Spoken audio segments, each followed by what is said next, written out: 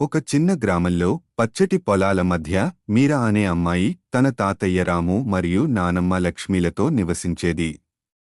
మీరా తల్లిదండ్రులు నగరంలో పనిచేసేవారు కాబట్టి మీరా తన బంగారు తాతయ్య నానమ్మల దగ్గరే పెరిగింది. ప్రతిరోజూ ఉదయం రాము తాతయ్య మీరను పాఠశాలకు తీసుకువెళ్లేవారు.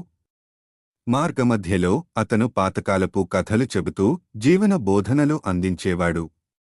మీరా తన తాతయ్యతో పాఠశాలకు వెళ్లడం ఎంతో ఆనందంగా భావించే. ఒకరోజు రాము తాతయ్యకు అస్వస్థత వచ్చింది. ఆయన అతి బలహీనంగా తయారయ్యారు, మంచం దిగలేకపోయారు. ఇది చూసి మీరా చాలా ఆందోళనకు గురైంది.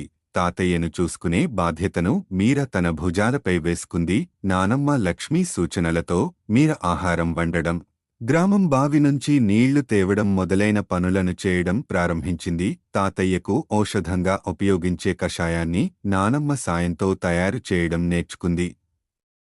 మీరా పాఠశాలకు వెళ్లడం కొనసాగిస్తూ ఇంటి పనులను కూడా ఎంతో సమర్థవంతంగా నిర్వహించింది. తన బాధ్యతలను ఎప్పుడూ ఫిర్యాదు చేయకుండా నిర్వహించింది. మీరా చూపిన ప్రేమ, శ్రద్ధ వల్ల రాము తాతయ్య ముఖంపై నవ్వు కనిపించింది. కొద్ది రోజుల్లో ఆయన ఆరోగ్యం తిరిగి మెరుగుపడింది. ఈ అనుభవం ద్వారా మీరా ఎంతో బలమైనదిగా మరియు బాధ్యత గల వ్యక్తిగా మారింది. తన తాతయ్య నానమ్మలతో ఉన్న బంధం మరింత బలపడింది.